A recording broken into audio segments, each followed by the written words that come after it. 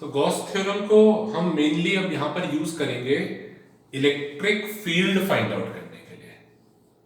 Gauss theorem जबकि मुझे formula देती है किसका, गॉस थ्योरम मुझे फ्लक्स का फॉर्मूला देती है, पर गॉस थ्योरम को हम यूज करेंगे इलेक्ट्रिक फील्ड निकालने के लिए। अब इलेक्ट्रिक फील्ड निकालने के लिए इसका क्या मतलब है? अच्छा, गॉस थ्योरम का फॉर्मूला देखो क्या था। गॉस थ्योरम ने जो फॉर्मूला दिया था,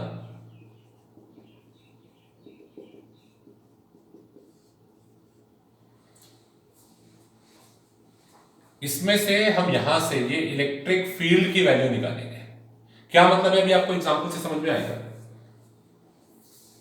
चार बहुत इंपॉर्टेंट डेरिवेशंस हैं। पहली वाली डेरिवेशन को जरा समझो ध्यान से और स्टेप समझो क्या होते हैं, गॉस थ्योरम को कैसे अप्लाई करा जाता है, इसमें हम समझाएंगे वो स्टेप्स। इसमें फिर से वही समझाएंगे। अगर आपने दोनों डेरिवेशन में स्टेप सही से समझ लिए, तीसरी और चौथी डेरिवेशन आप अपने आप कर पाओगे। तो बी वेरी अटेंटिव हियर। हमारे पास एक पॉइंट चार्ज है। पॉइंट चार्ज जो है, पॉइंट चार्ज का मतलब एक अकेला सिंगल पार्टिकल, चार्ज पार्टिकल, ये अपने चारों तरफ इलेक्ट्रिक फील्ड प्रोड्यूस कर रहा है। Already we have studied about it. एक पॉइंट है इससे थोड़ा सा दूर, आर डिस्टेंस दूर। इस पॉइंट पर आपसे पूछता है वो कि इलेक्ट्रिक फील्ड का फॉर्मूला क्या होगा, what is the formula for electric field. अब ये हम ऑलरेडी जानते हैं, हमने पॉइंट चार्ज के लिए इलेक्ट्रिक फील्ड का फॉर्मूला पहले पढ़ा था। अगर आपको याद हो, मैंने इलेक्ट्रिक फील्ड का एक फॉर्मूला ऑलरेडी डिराइव करवाया हुआ था, k/r²। At a distance r from the point charge electric field होता है k/r²। यही रिजल्ट, इलेक्ट्रिक फील्ड का यही फॉर्मूला हम डिराइव करेंगे गॉस थ्योरम को यूज करके। हम सिर्फ यहां पर सीखना चाहते हैं कि गॉस थ्योरम अप्लाई कैसे होता है। हालांकि रिजल्ट हमें ऑलरेडी पता है, वी ऑलरेडी नो कि इलेक्ट्रिक फील्ड का फॉर्मूला क्या है, पर अभी आप ये मान लीजिए कि नहीं पता। हम गॉस थ्योरम को यूज करके इसी फॉर्मूले को डिराइव करेंगे और यहां से हम सीखेंगे गॉस थ्योरम कैसे अप्लाई करना है। अब देखो, बाकी जो रिजल्ट्स हैं ये वो रिजल्ट्स हैं जो हमें पहले से नहीं पता। इलेक्ट्रिक फील्ड निकालना है इनफाइनाइट लाइन चार्ज का। लाइन चार्ज यानी आपके पास एक वायर है, पॉइंट चार्ज नहीं है, एक पार्टिकल नहीं है, आपके पास एक वायर है जो चार्ज हुआ है। अब ये वायर अपने चारों तरफ इलेक्ट्रिक फील्ड प्रोड्यूस कर रहा होगा। मुझे पता करना है यहां पर इलेक्ट्रिक फील्ड का फॉर्मूला क्या होगा। अब यहां पर वही वाला फॉर्मूला थोड़ी ना अप्लाई हो जाएगा।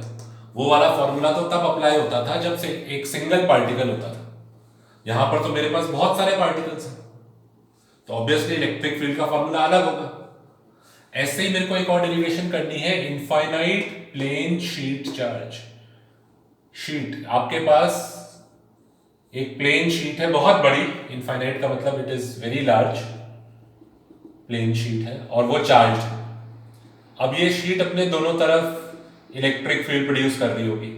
यहां आपको पता करना है इलेक्ट्रिक फील्ड का फॉर्मूला क्या होगा। ऐसे मेरे पास एक हॉलो चार्ज शेल है, हॉलो है और इस पे चार्ज है।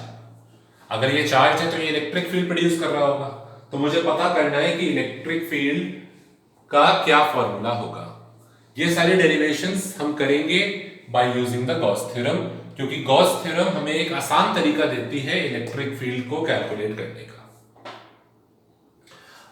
इनको अगर आप एक एक करके इलेक्ट्रिक फील्ड निकालो, आपको याद है आपने डायपोल की डेरिवेशन करी थी। डायपोल में दो चार्जेस थे, रिकॉल करो प्लीज। हमने एक्सियल इक्वेटोरियल पॉइंट पे डेरिवेशन करी थी, जरा वो देखते हैं एक बार। डायपोल की इक्वेटोरियल पॉइंट वाली। अब कैसे निकाला था आपने इस पॉइंट पे इलेक्ट्रिक फील्ड? आपने पहले प्लस क्यू की वजह से निकाला था, इसको आपने पी नाम दे दिया और इसको ए और बी नाम दे दिया। आपने इलेक्ट्रिक फील्ड निकाला था पी पर ए की वजह से, फिर आपने इलेक्ट्रिक फील्ड निकाला था पी पर बी की वजह से। और भी कोई चार्ज था क्या? नहीं, दो ही चार्जेस थे। फिर आपने उनको वेक्टर से ऐड करा था। अब यहां देखो ये कितना मुश्किल तरीका था। अगर आपके पास दो चार्जेस थे तो आपने दो इलेक्ट्रिक फील्ड निकाले थे और फिर उनको वेक्टर से ऐड करा था। अगर आपके पास बहुत सारे चार्जेस हो, जैसे कि यहां पर है इस शीट पर, अब इस शीट पर कितने सारे चार्जेस हैं, अगर मैं वही तरीका लगाऊं सुपरपोजिशन प्रिंसिपल, अगर मैं वही तरीका लगाऊं जो मैंने डायपोल में लगाया था यहां पर, तो मेरे लिए कितना मुश्किल होगा। पहले मैं इसका इलेक्ट्रिक फील्ड निकालूं, फिर इसका निकालूं, फिर इसका फाइंड आउट करूं, ऐसे ही तो बहुत सारे इलेक्ट्रिक फील्ड होते चले जाएंगे, फिर उनको वेक्टर से ऐड करना मेरे लिए बहुत मुश्किल हो जाएगा। ऐसे केसेस में Gauss theorem gives us an easy method to calculate the total electric field। ठीक है, पहले वाले में हम आपको समझाते हैं कि कैसे करना है।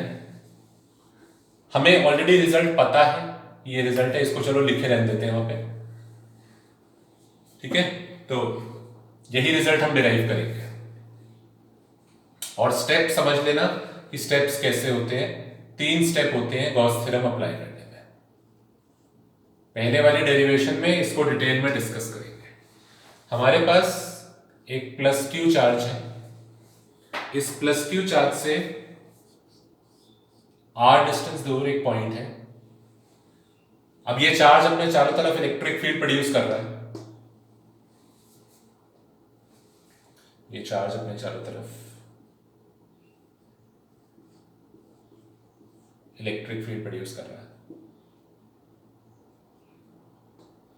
हमें फाइंड आउट करना है to find electric field. Electric field का फॉर्मूला क्या होगा due to the point charge, इस पॉइंट पर इलेक्ट्रिक फील्ड कितना होगा। ठीक है, और यूज करनी है गॉस थ्योरम। तो गॉस थ्योरम का जो पहला स्टेप होता है, first is assume an imaginary closed surface. ये सब आपके पीडीएफ नोट्स में लिखा हुआ है, तो हम डिटेल में नहीं लिखेंगे, सिर्फ समझ लो। यहां पे जिस पॉइंट पर आपको इलेक्ट्रिक फील्ड निकालना है, उस पॉइंट से पास करता हुआ अज्यूम करो एक इमेजिनरी क्लोज्ड सरफेस। जिस पॉइंट पर, पॉइंट पी पर मुझे इलेक्ट्रिक फील्ड का फॉर्मूला निकालना है, तो P से पास करता हुआ एक इमेजिनरी क्लोज सरफेस मानेंगे। इमेजिनरी क्लोज सरफेस को आप कई बार गॉसियन सरफेस भी बोलते हैं, और ये क्लोज सरफेस है, यानी आप मान सकते हो स्फीयर, सिलेंडर, क्यूब, और कुछ ऐसा मानो जो इस केस में सिमेट्रिक रहे। जिस टाइप का आपका चार्ज है, जिस टाइप की आपकी इलेक्ट्रिक फील्ड लाइंस है, उससे मैच करती हुई कोई शेप हो। धीरे धीरे आप समझ जाओगे क्या करना है। ठीक है, तो यहां पर मैं क्या बनाऊं, इस पॉइंट से पास करते हुए क्या शेप बनाऊं, क्यूब बनाऊं, सिलेंडर बनाऊं या स्फीयर बनाऊं, जो कि हमारे फिगर में सिमेट्रिक रहे। यहां हमारा सबसे आसान शेप जो रहेगी वो एक स्फीयर होगा। तो हमने उस पॉइंट से पास करता हुआ एक इमेजिनरी स्फीयर मान लिया। This sphere is called as the Gaussian surface.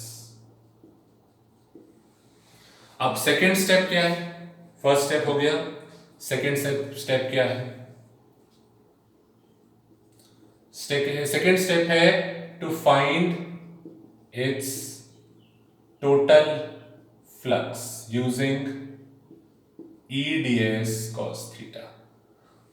पुराने तरीके से, जो हमने पुराना तरीका पढ़ा था फ्लक्स निकालने का, EDS cos थीटा लगाइए हर सरफेस के लिए, एरिया वेक्टर बनाइए, EDS cos थीटा लगाइए और उसको फ्लक्स निकालो हर सरफेस का। अब क्योंकि ये स्फीयर है, एरिया वेक्टर बना लेते हैं। एरिया वेक्टर जो बनेगा किसी भी पॉइंट पे बना लेते हैं। यहां पे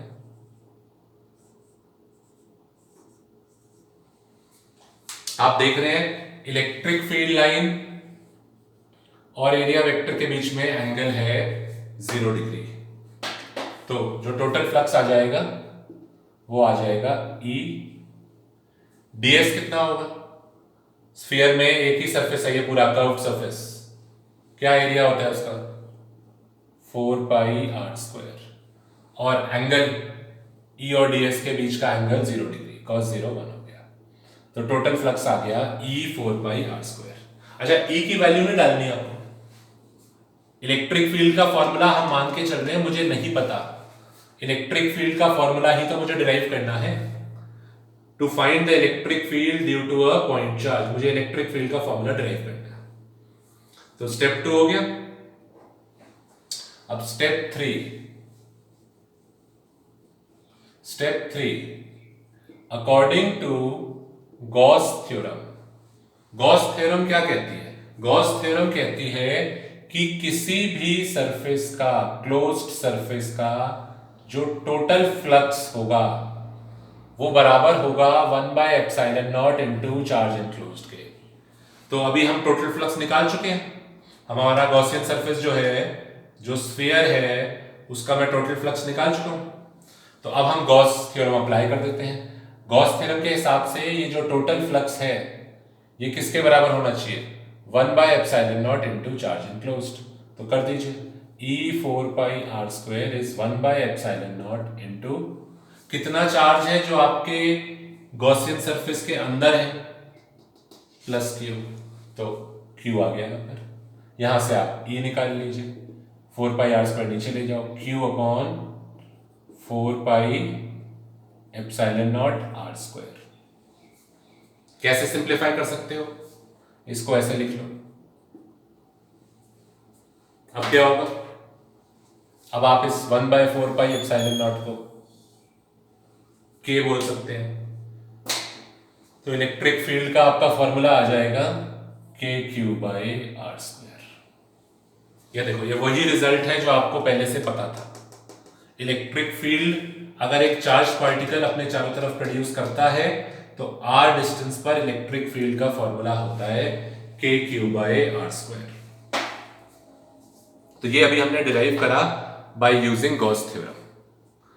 ठीक है, अब ये वाला रिजल्ट तो हमें ऑलरेडी पता था, तो इसमें कुछ नया नहीं है। अब अगली डेरिवेशन में आपको पता लगेगा नया रिजल्ट। स्टेप्स ध्यान रखो, एक बार दोबारा से इसको रिवाइंड करके प्ले करो जिससे कि आपको स्टेप समझ में आए कैसे है। अब सेकेंड डेरिवेशन हम कर रहे हैं। To find the electric field due to infinite line charge. Infinite का मतलब बहुत बड़ा एक चार्ज्ड वायर है। इनफाइनाइट लाइन चार्ज यानी आपके पास एक बहुत बड़ा, जिसके एंड पॉइंट्स हमें नहीं पता, लाइन यानी एक वायर है लीनियर और जो कि चार्ज्ड है।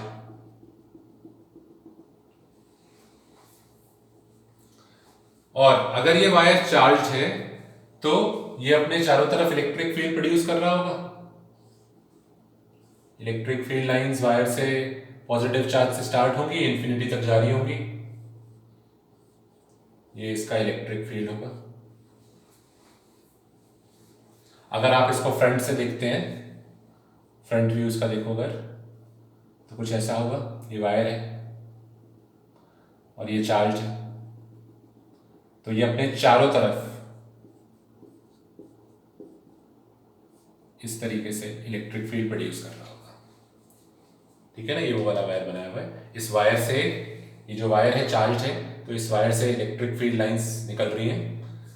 एक पॉइंट दिया हुआ है इस वायर से r डिस्टेंस दूर, सेम हर बार की तरह एक पॉइंट है जो कि इस वायर से r डिस्टेंस दूर है।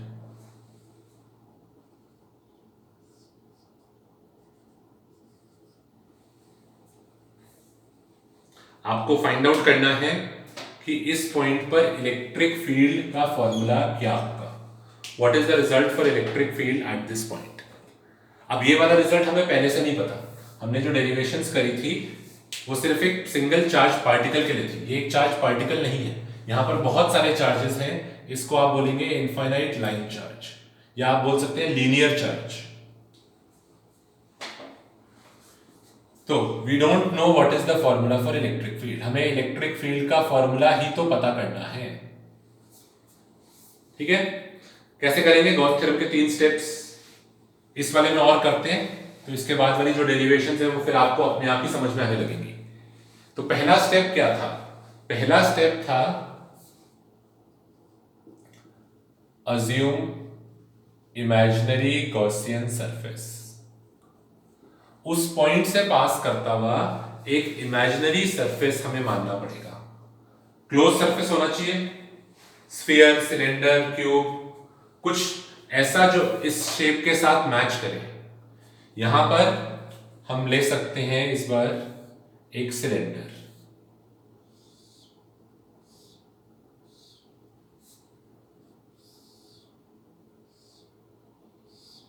ध्यान से देखो, हमने एक गॉसियन सरफेस बनाया है।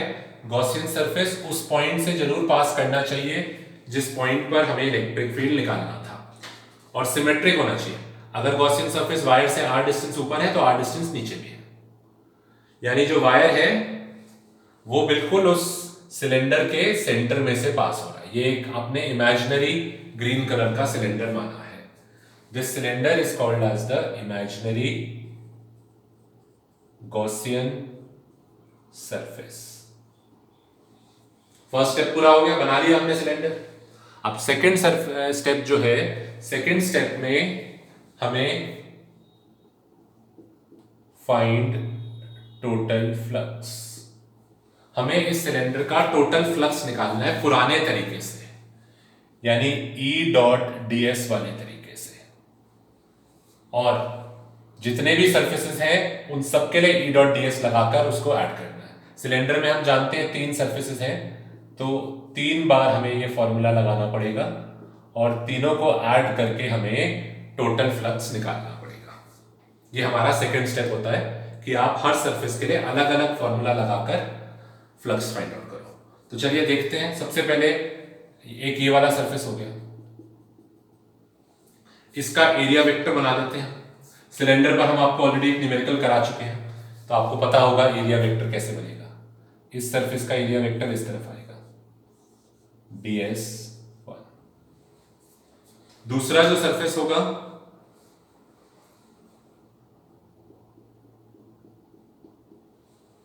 इस सरफेस का जो एरिया वेक्टर बनेगा वो इस साइड बनेगा, ds2।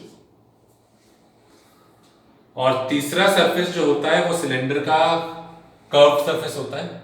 इसके लिए आप एरिया वेक्टर चाहे ऊपर बनाए चाहे नीचे बनाए, यहां बना लेते हैं ds3। ठीक है, अब जल्दी से तीनों सरफेसेस का फ्लक्स निकाल लेते हैं। फ्लक्स 1, देखो जरा ध्यान से, इलेक्ट्रिक फील्ड लाइन जो थी, इलेक्ट्रिक फील्ड लाइन में और ds में कितना एंगल है, 90 डिग्री। तो जब मैं फ्लक्स 1 निकालूंगा, EDS cos 90, फ्लक्स 1 तो 0 हो जाएगा। ऐसे ही हमारे लिए सेकंड सरफेस का देखो, सेकंड सरफेस के लिए जब तुम फ्लक्स फाइंड आउट करोगे, कितना एंगल है इलेक्ट्रिक फील्ड लाइन में और एरिया वेक्टर में। इलेक्ट्रिक फील्ड लाइन और एरिया वेक्टर में जो एंगल है वो 90 डिग्री है। तो सेकंड सरफेस के लिए भी जो EDS cos थीटा आएगा वो 0 आ जाएगा। देखो ध्यान से, एंगल जो है E और DS के बीच का, इलेक्ट्रिक फील्ड लाइन जो थी वायर से निकल के इंफिनिटी तक जा रही थी, और जो सेकंड सरफेस है सिलेंडर का, उसका एरिया वेक्टर सरफेस के परपेंडिकुलर बनाया, इन दोनों के बीच में एंगल 90 डिग्री है। अब बचा तीसरा सरफेस, ये सिलेंडर का, ये देखो सिलेंडर है, सिलेंडर का पहला सरफेस ये वाला था, इधर का क्लोजिंग सर्कल, दूसरा सरफेस इस साइड वाला क्लोजिंग सर्कल था। ये देखो, ये मान लो सिलेंडर है, फर्स्ट सरफेस ये हो गया, सेकंड सरफेस ये हो गया इस साइड वाला, और थर्ड सरफेस जो है वो इस सिलेंडर का कर्व सरफेस है, तो उसका एरिया वेक्टर ये बना हुआ है। इस बार एंगल इलेक्ट्रिक फील्ड लाइन का और ds का 90 डिग्री नहीं है, इस बार दोनों सेम डायरेक्शन में है। इलेक्ट्रिक फील्ड भी ऊपर की तरफ है, इलेक्ट्रिक फील्ड लाइन भी ऊपर की तरफ जा रही है, और ds वेक्टर भी ऊपर की तरफ जा रहा है। तो इस बार जो एंगल है वो है EDS cos 0।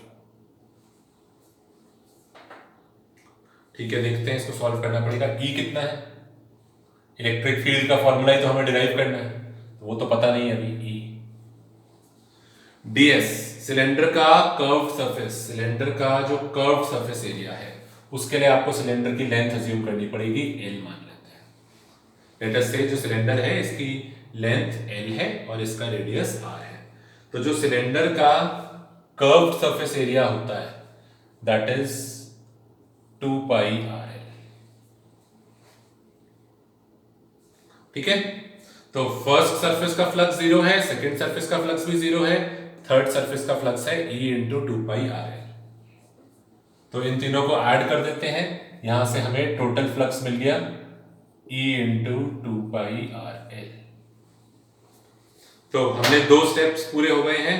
फर्स्ट स्टेप में हमने गॉसियन सरफेस अज्यूम करा था, सेकंड स्टेप में हमने उसका टोटल फ्लक्स फाइंड आउट कर लिया।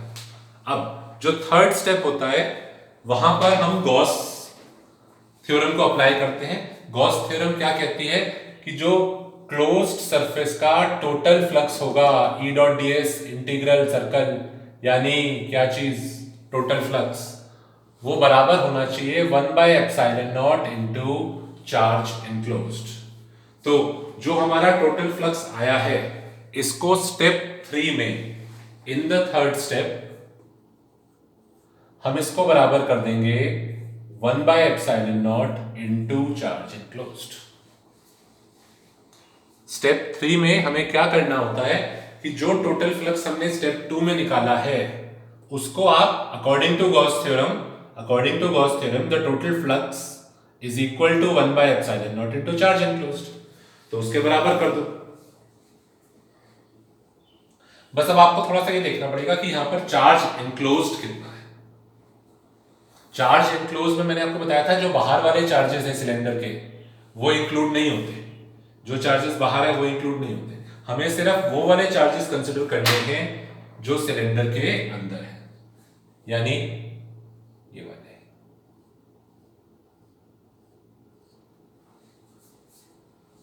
जो चार्जेस बाहर हैं वो फ्लक्स में कंट्रीब्यूट नहीं करते। अब कैसे फाइंड आउट करें, उसके लिए एक टर्म उसने हमें दे रखी है। जब भी वो लाइन चार्ज की बात करेगा ना, वो एक टर्म देगा आपको, linear charge density. Linear charge density का सिंबल है लैम्डा, और लीनियर चार्ज डेंसिटी होती है चार्ज पर यूनिट लेंथ। इसका मतलब होता है कि वायर के 1 मीटर लेंथ पर कितना चार्ज है। सपोज लैम्डा मैंने दिया हुआ है 2 और इसका यूनिट होगा कूलम पर मीटर। तो मतलब क्या है इसका, लैम्डा का मतलब क्या है, what do you mean by 2 coulomb per metre.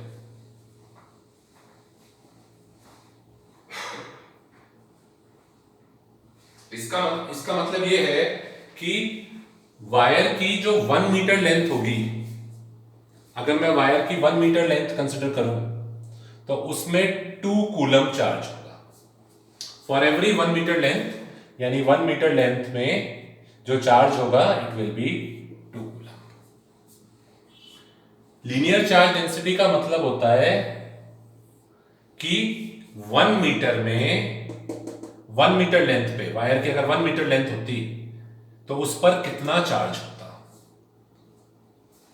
That is called as lambda. It is the charge per unit length. Per unit length यानी 1 मीटर लेंथ में कितना चार्ज होता है। तो जब भी वो लाइन चार्ज की बात करेगा ना, तो वो आपको क्वेश्चन में देगा लैम्डा की वैल्यू, यानी 1 मीटर लेंथ पर कितना चार्ज है। 1 मीटर लेंथ पे जो चार्ज है उसको बोलते हैं लैम्डा। तो 2 मीटर होगा तो 2 लैम्डा हो जाएगा चार्ज, 3 मीटर होगा तो 3 लैम्डा हो जाएगा। ठीक है, तो lambda is basically charge per unit length. ठीक है, तो अपने क्वेश्चन पर वापस आते हैं। हमने टोटल फ्लक्स निकाल लिया है और टोटल फ्लक्स को हमने बराबर करा है 1/ε0 इंटू चार्ज इनक्लोज्ड के। 1/ε0 इंटू चार्ज इनक्लोज्ड। अब चार्ज इनक्लोज्ड यानी ये वाला चार्ज, तो ये कैसे निकालेंगे अब हम। क्या लेंथ है ये, यहां देखो ये लेंथ एल है। अब लैम्डा का लॉजिक यूज करो, अगर वायर की लेंथ 1 मीटर होती तो उस पे जो चार्ज होता वो कहलाता है lambda, linear charge density. What is linear charge density? कि 1 मीटर लेंथ पर कितना चार्ज है। 1 मीटर लेंथ पे जो चार्ज होता है that is called as lambda. पर हमारी लेंथ 1 मीटर नहीं है, हमारी लेंथ कितनी है? हमारी लेंथ है एल। तो एल मीटर में जो चार्ज होगा वो हो जाएगा लैम्डा इंटू एल। यानी ये सारे जो ब्लू कलर में मैंने चार्जेस हाईलाइट करे हुए हैं, ये सारे चार्जेस मिलाकर कितने हैं? Lambda into L. 1 मीटर में चार्ज होता लैम्डा, 2 मीटर होता तो 2 लैम्डा, 3 मीटर होता 3 लैम्डा, 4 मीटर होता 4 लैम्डा, पर हमारी लेंथ है एल मीटर, तो चार्ज होगा लैम्डा इंटू एल। इसको बस पुट कर देंगे। अब हमें चार्ज एनक्लोज निकालना था, तो चार्ज एनक्लोज में पुट कर देते हैं यहां पर। तो E into 2 pi r l is equal to 1 by epsilon naught into कितना चार्ज है हमारे गॉसियन सरफेस के अंदर? Lambda A.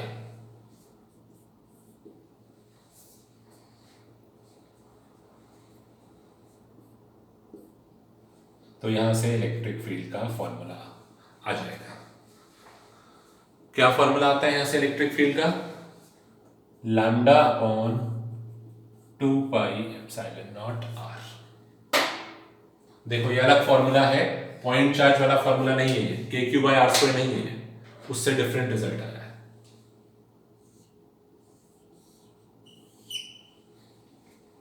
This is the formula for electric field due to a line charge. अगर आपके पास कोई एक चार्ज्ड वायर हो बहुत बड़ा, एक एग्जांपल मान लो आपके घर के बाहर से इलेक्ट्रिसिटी के केबल्स जाते हैं, पोल्स पे से जो इलेक्ट्रिसिटी के केबल्स जाते हैं, मान लीजिए कि वो केबल पॉजिटिवली चार्ज होता।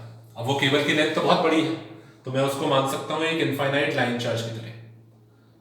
तो जो इनफाइनाइट लाइन चार्ज होगा वो अपने से आर डिस्टेंस दूर इतना इलेक्ट्रिक फील्ड प्रोड्यूस करेगा। और इस फॉर्मूले में लैम्डा जो है it is the linear charge density. Linear charge density का मतलब अच्छी तरीके से समझना, इसका मतलब होता है कि 1 मीटर लेंथ पर कितना चार्ज है। 1 मीटर पर जो चार्ज है उसको बोलते हैं lambda, that is the linear charge density. ठीक है, तो ये वाले स्टेप्स जो हैं, ये वाले स्टेप्स आपको आगे की डेरिवेशंस में एग्जैक्टली सेम तरीके से लगाने हैं। तो अगली डेरिवेशन देखते हैं, उसको आप अपने आप ट्राई करने वाले हैं। थोड़ा सा हम एक बार उसको स्टार्ट करा देते हैं जिससे कि आपको एक हिंट मिल जाए।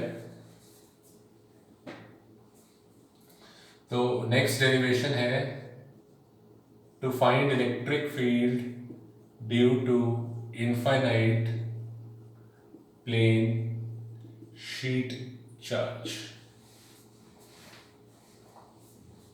हमारे पास एक बहुत बड़ी प्लेन शीट है, कुछ अज्यूम कर लीजिए शीट है इस तरीके से प्लेन, और इस पर charge, it is charged.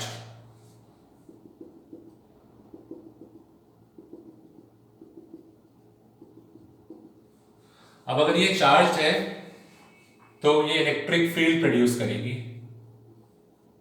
Electric field lines इस साइड भी हैं, इलेक्ट्रिक फील्ड लाइंस इस साइड भी हैं।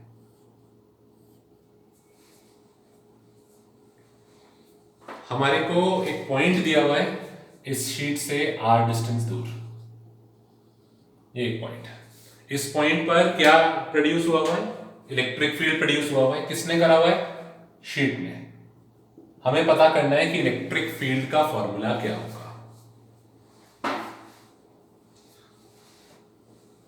हिंट देते हैं।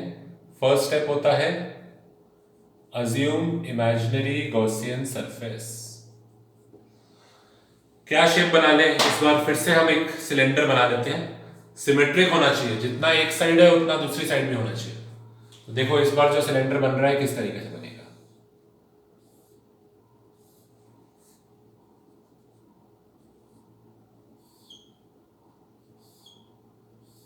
जितना इस साइड बाहर है उतना ही इस साइड भी होना चाहिए।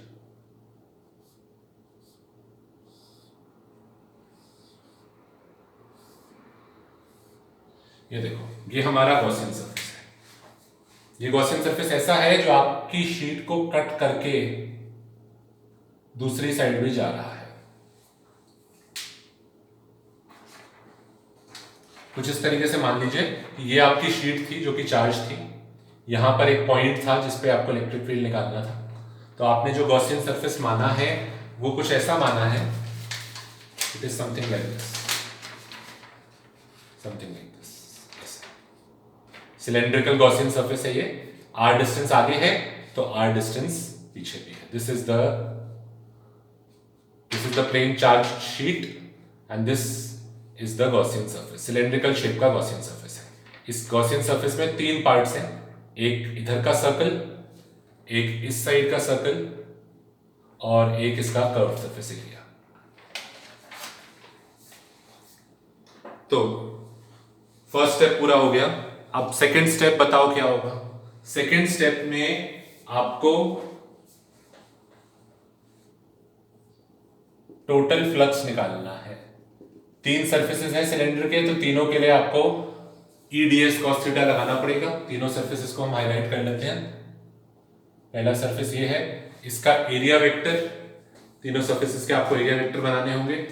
तो इसका जो एरिया वेक्टर बनेगा perpendicular to the surface outward direction में, तो इसका एरिया वेक्टर DS1। ऐसे ही ये तो इलेक्ट्रिक फील्ड लाइंस है, ये वाला जो सरफेस है सिलेंडर का, इसका एरिया वेक्टर जो बनेगा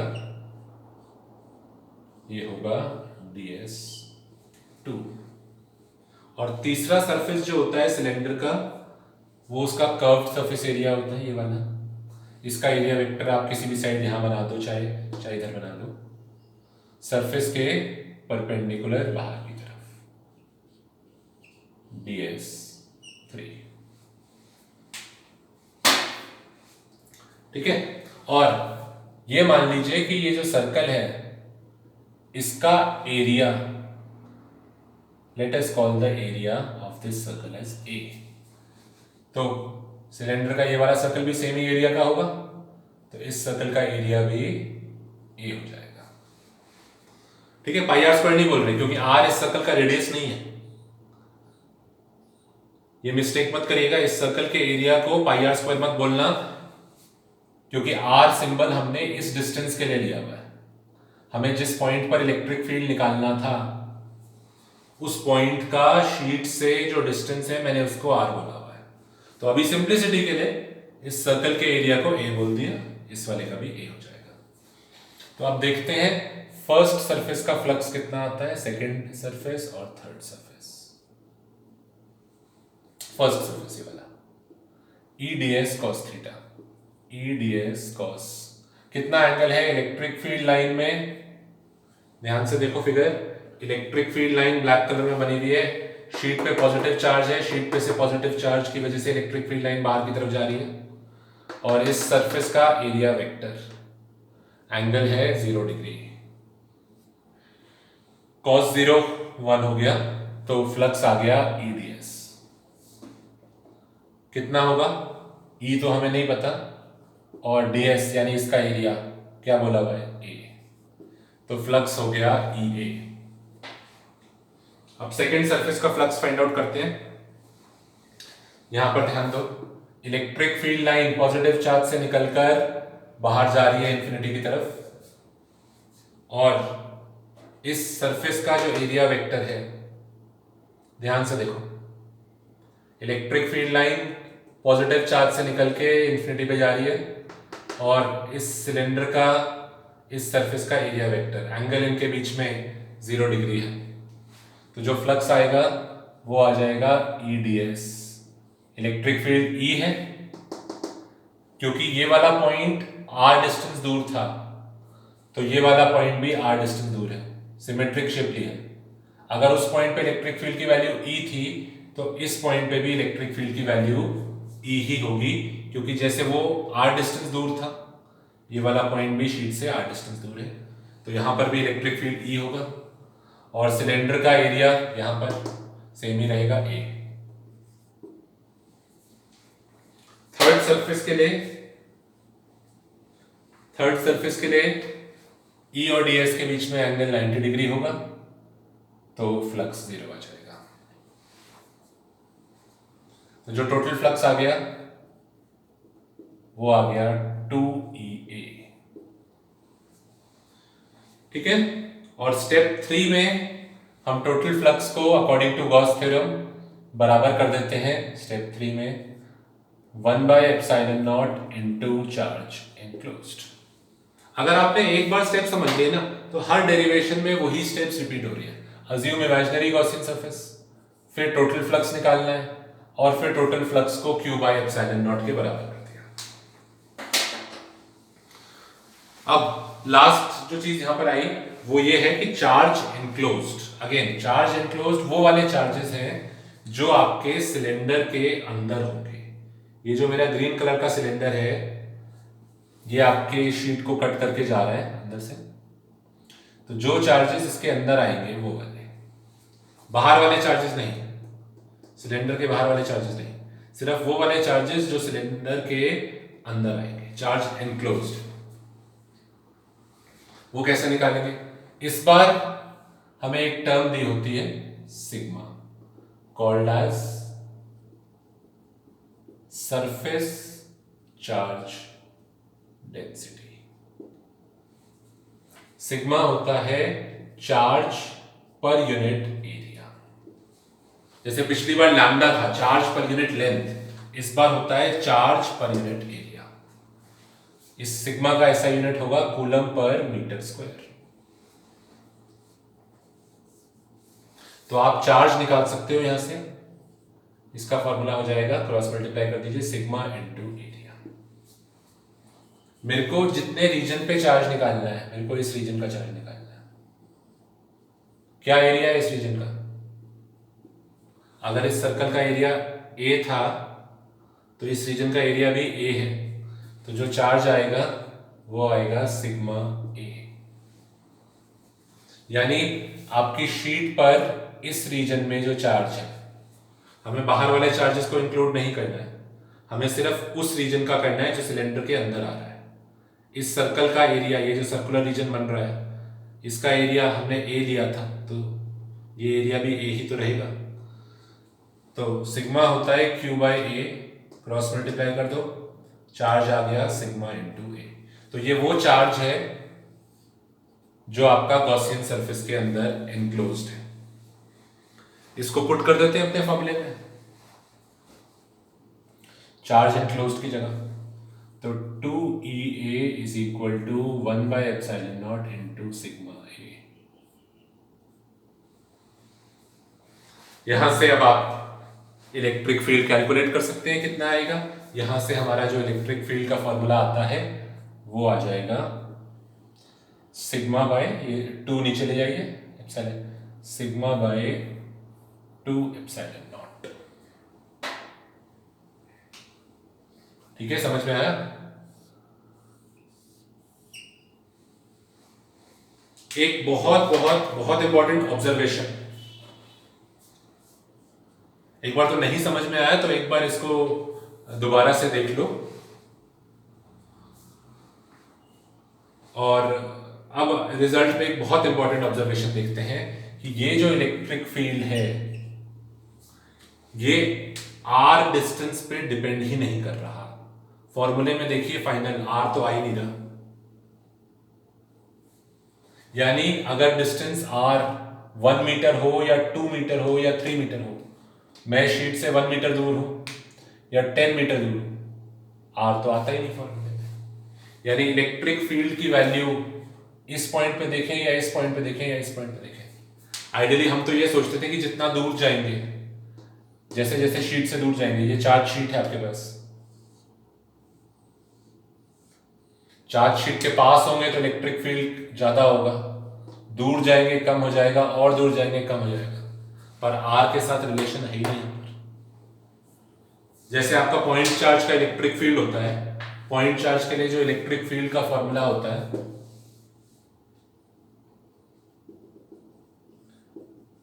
वो आर के साथ इनवर्स रिलेशन होता है।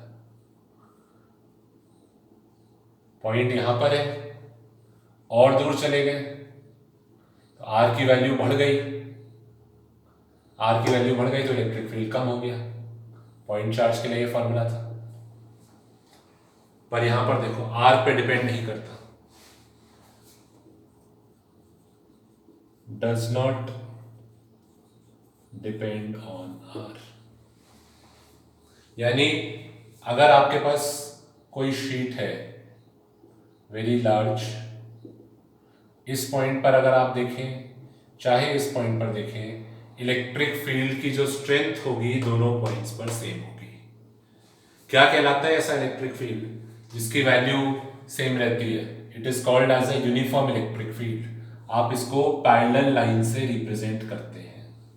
देखिए इस पॉइंट पर और इस पॉइंट पर इलेक्ट्रिक फील्ड की स्ट्रेंथ सेम ही होगी, क्योंकि ये इलेक्ट्रिक फील्ड आर पर डिपेंड नहीं कर रहा है। ये क्राउडिंग वाली प्रॉपर्टी थी। इस पॉइंट पे और इस पॉइंट पे लाइंस के बीच में जो डिस्टेंस देखो, यहां पर भी इलेक्ट्रिक फील्ड लाइंस का डिस्टेंस उतना ही है, यहां पर भी इलेक्ट्रिक फील्ड लाइंस का डिस्टेंस उतना ही है। यानी इलेक्ट्रिक फील्ड की वैल्यू यहां पर और यहां पर सेम ही होगी। फॉर्मूले से भी समझ सकते हो, कंपेयर करके देखो, दिखाते हैं। पॉइंट चार्ज और ये हमारी शीट। पॉइंट चार्ज के लिए जो इलेक्ट्रिक फील्ड लाइंस बनती हैं,